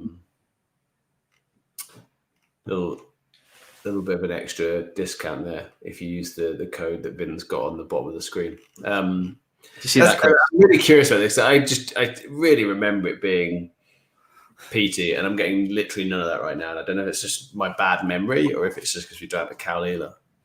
No, I think it's a mixture of the both. Well, maybe not the bad memory bit, but it is definitely a peaty dram. But directly after some peat, it's definitely more understated. The sweetness and the maritime thing is what I'm getting oodles of at the moment. But that's good, that's good. I think that's how you start breaking into peat a little bit more. Maybe that's the way to go, is have something really heavily peated and then try something that a bit less, and you can get the nuances behind it then. Yeah, almost like a no thank you helping, just to warm you up. Right. Are you up for cracking into the little guy, the 6 dram? Definitely. I've just cleaned my palate off. And actually, do you know what? I didn't realise the ABV of this until just now. But it's 58.1%. What a monster. That is fascinating. Well, does grain whiskey go into the cask at a higher ABV generally? I think that might be true. Well, come off. Well, it's possible to do so, yeah. I mean, there's some science behind the maximum that you can distill through a pot still, and obviously you can cut on a column to whatever ABV you want.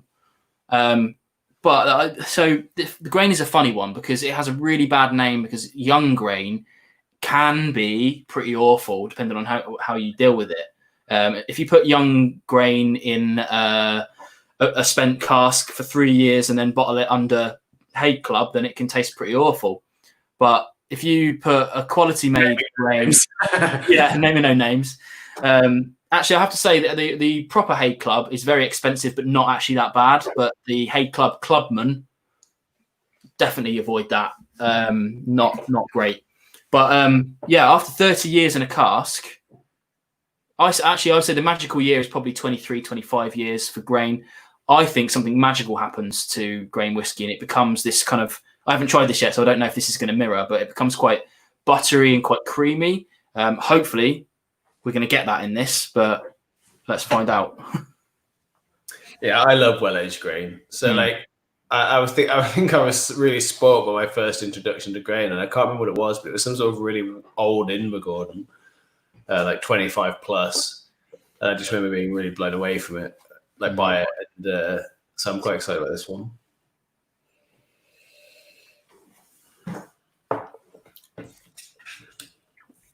Oh, that's stunning. That is. The smell's an interesting one. So it smells quite chemically or floral, like chemically floral perhaps. And not a great way, but I'm interested to try it. Yeah, it's interesting because when they say grain, it can be a mixture of the different grains. We're not talking about malted barley anymore. The palate's a lot sweeter and softer than the nose leads you to expect. It can. I mean, we distill all different kinds of things in the UK, but we don't really talk about it much. It's probably, I'm going to go out on a limb here and say probably wheat or corn or something like that, or a mixture of the above. But we don't really know. It's although we're saying it's a single, I think it's a single grain. That just relates to obviously a single distilled spirit from the distillery. It can be anything in that. So we'll have to see where it goes. Yeah, so actually someone I was talking to someone about this the other day. There was a misconception that it meant that it had no malted barley in it. And actually they often put malted barley in grain whiskey because it really helps with the enzymes that bring out the sweetness. So, you know, we don't know what's in it. It can be almost any cereal. That it can be barley that isn't malted. It can be malted barley to a proportion. It can be 100% malted barley, but if it goes to a column still, it's still a grain whiskey. So I think it's hard to know what it is, but I always think that it tastes great when it's been aged for a long time. Definitely, yeah. I think the best thing about it being so aged as well is that it's you can use an older cask, I think, as well, like a more used cask. I don't think a first fill would benefit. It would be after 20, 30 years, it would be far too strong on the old vanilla notes, I think.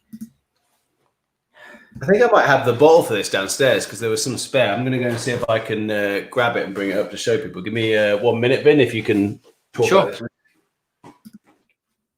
Yeah, I mean, so I often talk about on my channel, obviously No Nonsense Whisky, if you don't know, I often talk about single grains a lot because they're an overlooked section of the market, I think. People tend to kind of ignore them because grain has a bad name, as I sort of said earlier. A lot of the cheaper blends use a high proportion of grain, and it's made in such a way. It's very industrial, although it has a very floral character, as we're seeing from this. But when it's young, it's quite raspy and quite harsh, in my opinion, very chemically. So it does have a bad rep. It does have a bad rep, but that's the benefit to people like me and hopefully you guys watching, because it makes it a hell of a lot cheaper. Obviously, this is I don't know what this is priced at, actually. We'll have to check in a minute. I'll get Chris on that when he comes back.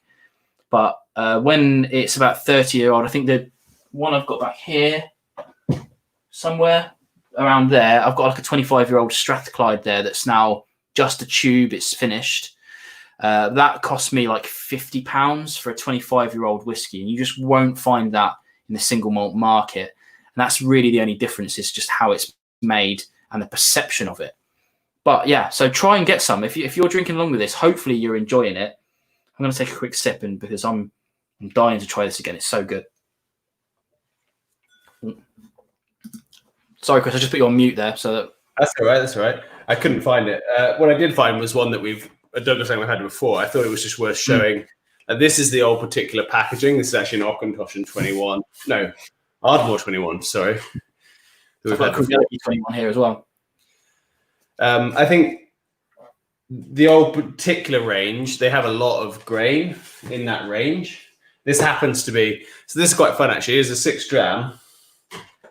I've got rid of my one. I've got the whole box here again. So it's the 6 dram. The idea of the 6 dram, for anyone who's watching and doesn't know this, or even for our customers who may not know this, because this is extra old particular. The idea of the 6 dram is to be like a dream dram, basically. So if any of you have been to a whiskey festival, because you can't go to one right now, but a whiskey festival, most of the whiskies you can just try within the ticket price. They have dream drams, and normally you'll be given tokens, or you can buy tokens that allow you to then sample the dream dram. And that's the idea of the 6 dram. It's the same as you'd get poured at a festival, just 10 mil, but it's something that's super expensive or exclusive in some way. So normally they're around 125 a bottle, just because the way we budget our boxes. This is actually 180 quid a bottle. So this is a really special 6 dram. So the 30-year-old, one of the oldest, I think we've only ever done one 30-year-old in the past. And so this is a really special one to have got in.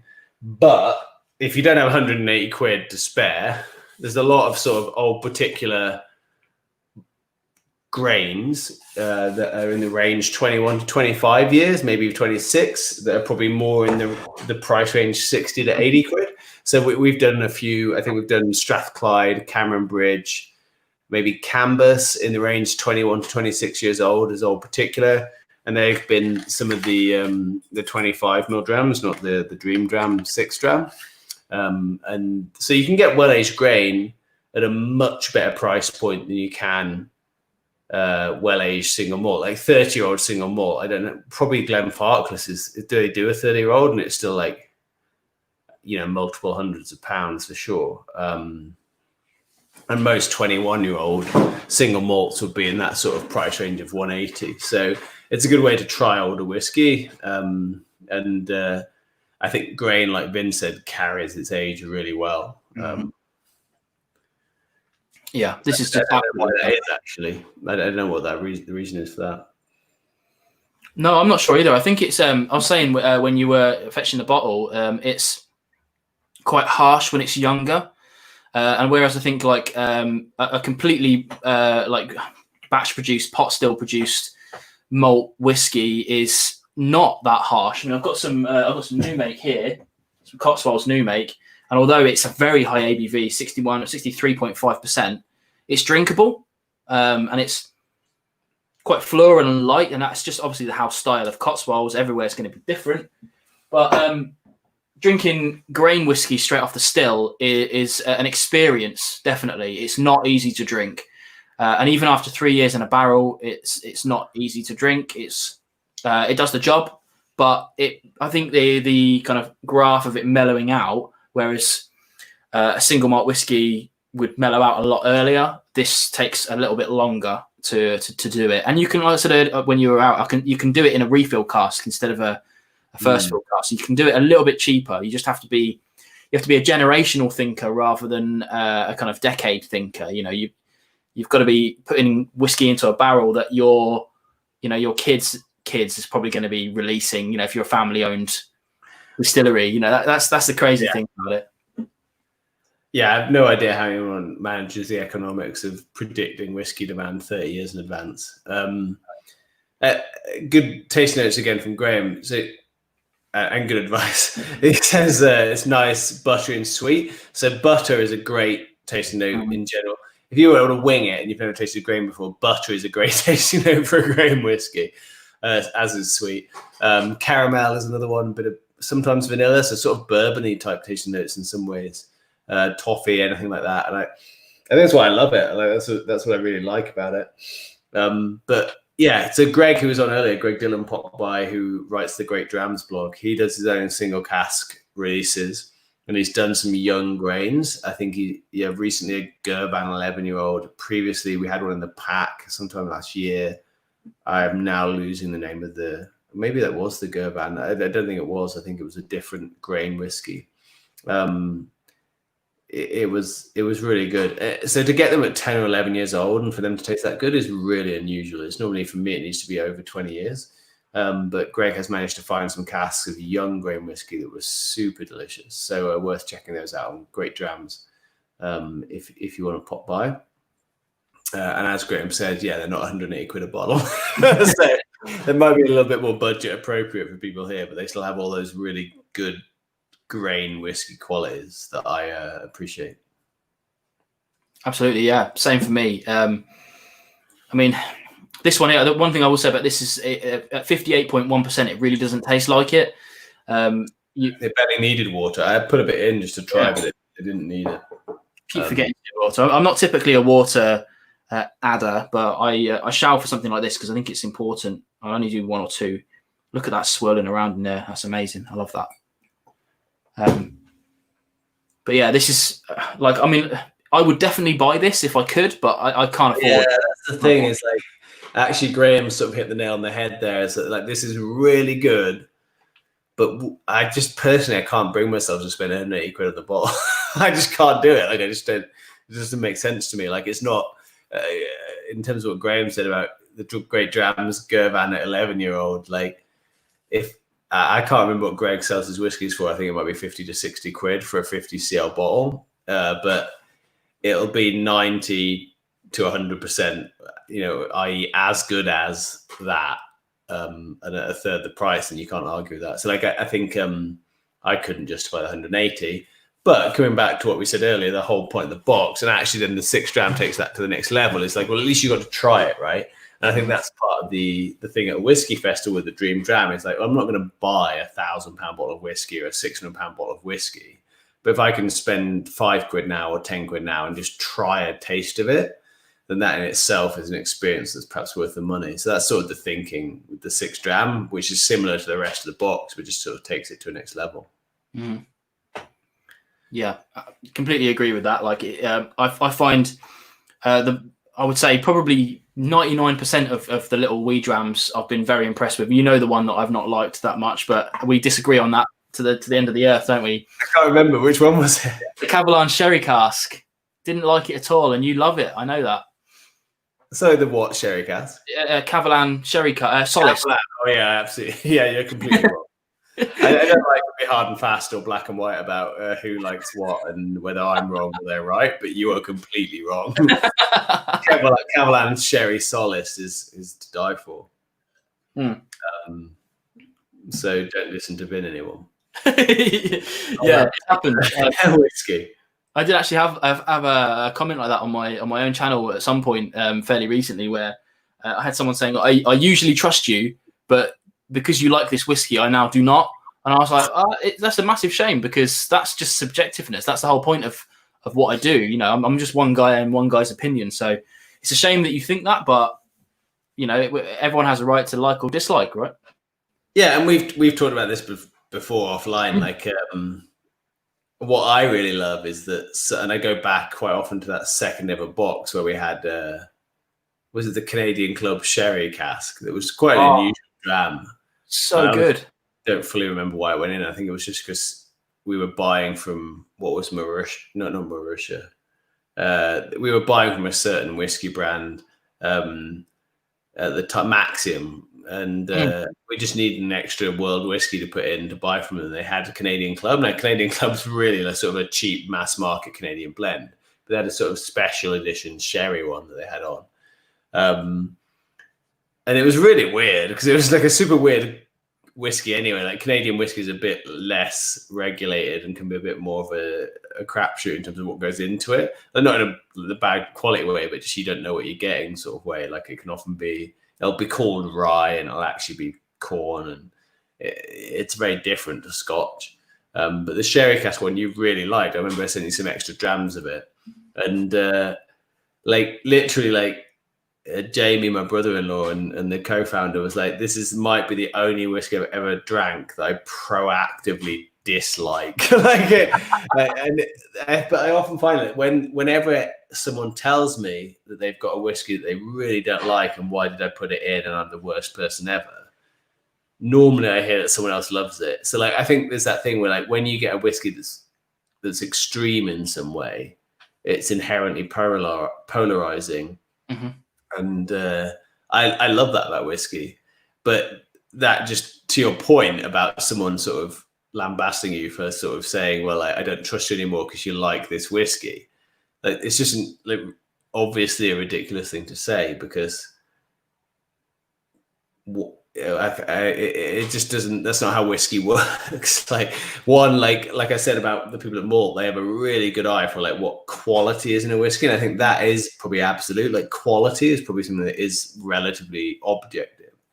But it doesn't mean that like what they like, you will like, and what they don't like, you won't like as well. So it just doesn't work that way. And that's what I think was the fun about whiskey. And that, again, just coming back to like how I choose the whiskeys, that's why I don't pick whiskeys that I like, because I just mean that it doesn't work that way. It's about trying whiskey and exploring different whiskeys. And I'm just finishing off this Cowleither, probably my least favorite of the lot, actually, just because it's not really my type of whiskey.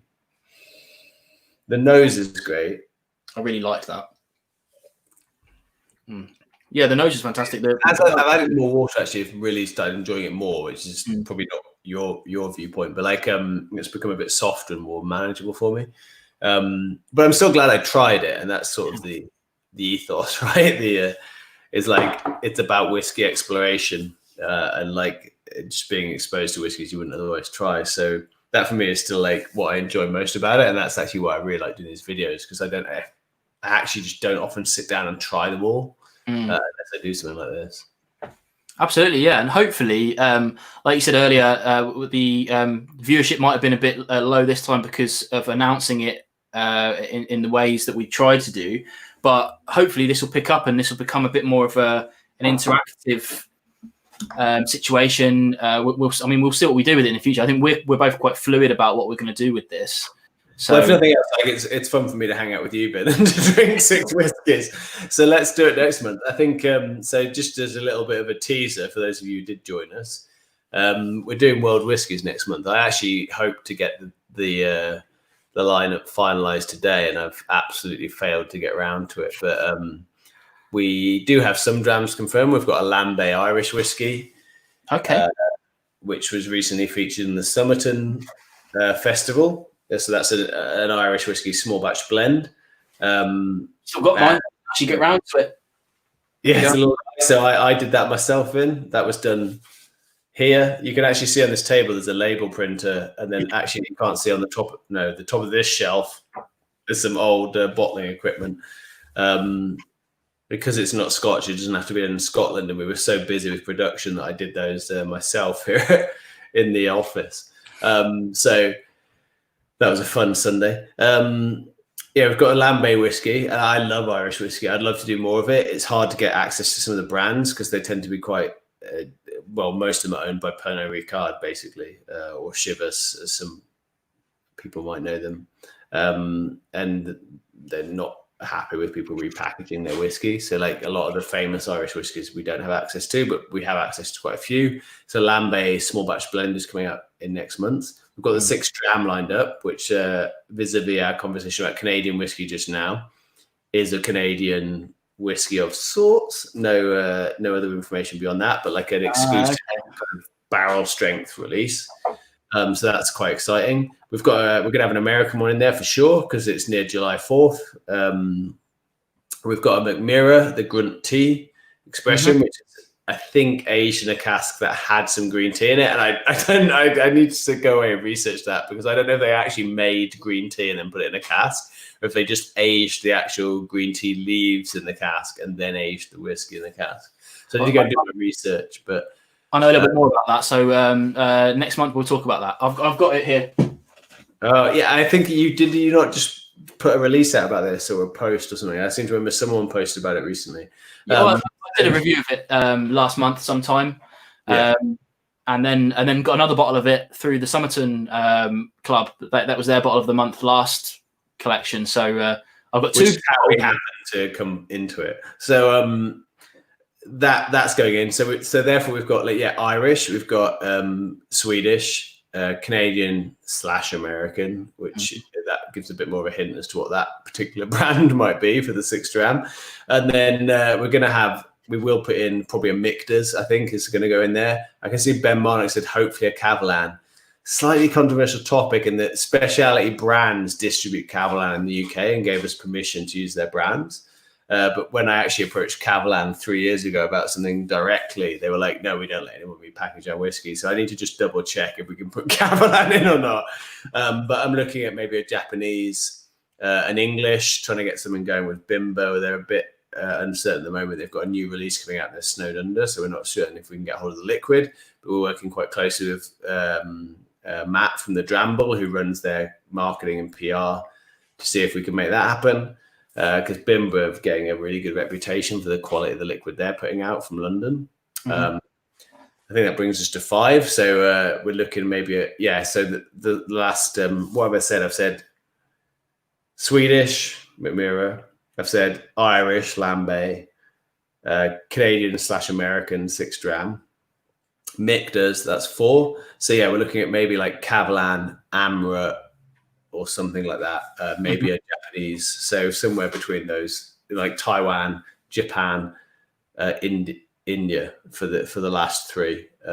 So the last 2, sorry, 2 of those 3. So or if we can't get hold of the Bimber, we might just switch that, because sort of in the future I'm looking to do a sort of either an English box or possibly a Lowlands and very Lowlands, where the very Lowlands is the English whiskies, which is just sort of a little joke for myself. So yeah, we've got some. So that's going to be July 1st, the box. So let's do that again, because I really like world whiskies. We're on like a 5 or 6 month long stretch of Scotch only. So I'm pretty. We might have had something that wasn't Scotch in February's one, I can't remember, but I'm excited to get some world whiskies out there. So let's do this again maybe next month, see if we can get a few more people along, see if we can get some of the same people along. Ben, you can get hold of a pack, hopefully. we'll let you know. And I'm excited to get that together, because I really like world whiskies, and I think they're quite a good. Again, I like challenging preconceptions. Some of the ones we've talked about today, and world whiskey is a great way to do that, because there's some really, really good whiskey now being made out there. And too many people think that Scotch is the bee's knees, which it is. It is the bee's knees, but like there's just a lot of other good stuff out there. So yeah, let's do this again next month, I reckon, Ben. Yeah, absolutely. I think hopefully people enjoy this, and hopefully we'll start getting feedback on it when people catch up to it after they've opened their packs and seen the links. And as I said, we'll try and do some other content around this. So you'll probably see this same content that's been in more bite-sized format coming up in the next week or so. But I've really enjoyed being here. So thank you very much for having me across on your channel. It's been really good to try all these things in such a way, because as you said earlier, very rarely do you sit and try them all in one session. You might put them up on the shelf and be guilty of leaving them up there for so long. Yeah. You're right, and that's a pity, because actually, so just to give some people some more context, there's a few comments I want to jump into in a minute. Vin, I hope I'm not holding you up from your dinner. So for me, the reason I started the Dram Team and the whole concept of the Dram Team was that I didn't think I liked whiskey, and then I went to a tasting when I was 28, which is now 9 years ago, with my now brother-in-law. That's not Jamie, who's one of the founders, Jay. It's actually my brother-in-law, Joachim Ryan, who's married to my youngest sister, and she bought him a ticket to go to Milroy's in Soho, which is quite a famous whiskey shop. And in fact, one we're just starting to work with. We're starting to do some minis for them. But she was going to send him on his own because she didn't want to drink whiskey for his birthday. I thought, well, this is rubbish. Like, I can't just send him. I can't let him go to a whiskey tasting on his birthday on his own. So I bought a ticket. But for me at that point, like my experience of whiskey was Jack Daniel and Coke, and maybe someone like Jay, my other brother-in-law, who's a lifetime friend, like every now and then giving me a whiskey at the end of the night, and me going, "Whoa, what's this?" And it was that tasting at Milroy's that really opened my eyes to like the variety and the different styles and the background to it, the history, the level of the level of actual information and interest that you can get from becoming a fan of it. And that's when I bought that first bottle of Ben Riach peated 10-year-old that I mentioned. So for me, the concept of the Dram Team was always like, let's sit down and just taste six. Like, let's have a whiskey tasting. Now, actually, most of our customers probably don't drink it that way because it's not normal to sit down on your own and drink 6 whiskeys of an evening. But to do it like this is really nice. And that's still, for me, like you then get more from it because of the compare and contrast aspect. Absolutely, yeah, completely agree, and I'm up for doing it. If especially if the guys, we've got some good comments coming through saying that they've enjoyed the thing, and even Ben Marnock, he's a good friend of mine now. I think he's going to be purchasing a box, maybe even becoming a member. We'll see, but because you don't normally tell us what you're going to do. Always want to get it every month, Ben. You can get it every other month, every quarterly, like, or if you just want to if you want to buy regularly but without committing, then just drop me a note and I'll pop you over a discount code. I don't mind that at all. And I can see, Michael, I've got Michael Farmer in it. So Michael's someone I've had a bit of email communication with, and I think we featured him in one of our social media posts recently. Love to have him on. Oh, hi, Michael. Nice to see your face there. That's looking into my future because, as you can tell, slightly thin on top, but got a decent beard. So that's a good style guru for the future for me. Michael's picked up a really cool little business card holder that has sort of a page of 3. So you can put the 6 main tasting cards as a double spread in the business card holder. I think there was another member who's done that as well that messaged me about it. But it looks really good. So that's something I need to investigate is can we get hold of sort of a branded version to share with members just so they can sort of document their whiskey journey through the boxes with the tasting cards. Like anyone who's involved tonight, if you can turn up next month, we'll do this again early. Maybe we do a little bit later in July, see if that means that more people find out about it. It's a balance between people finding out about it and people drinking their whiskeys too quickly to get involved. I'm all for doing this on a regular basis. So I'm glad people have enjoyed it. And if you have any questions about it in the meantime or any feedback, drop me a note at chris@thedramteam.co.uk or woodhouse@thedramteam.co.uk, who's our whiskey butler / customer service email, or tweet at us or any other social media platform, and the guys who run that for us will pick it up and feed it back to me. Always happy to talk to people and learn about how you'd like to how you enjoy the drams and how you'd like to interact with us more. It's something that I'm keen to do a lot of. So yeah, show yourselves up on social media. I think one thing we've got in the pipeline is maybe perhaps opening up a Facebook group for people who are subscribers and just allowing people to interact a bit more in that forum. It takes a bit of management and we're not certain how many people will be interested in doing it, but let us know again if you're keen on that. And we'll try and make all of this stuff happen. Absolutely, yeah. Again, thank you for having me on here, Chris. It's been really good to kind of co-host it with you. For those that don't know me, I'm Vin from Nonsense Whisky. I run a YouTube channel. I do similar things to this, but mostly reviews of single whiskies. So I enjoy doing live streams. I don't really get the opportunity to do them much, so it's good to have an actual reason to do them. But yeah, if there's appetite, I'll come across to do this, but it's easily manageable, even if we have guests and things like that on, which might be a thing we can do. Oh yeah, we can do guests. So So first of all, for me, thank you, Vin. Massive thank you for hosting with me, for making the tech happen, which I couldn't possibly do on my own, and actually for just being a customer for like nearly 4 years now.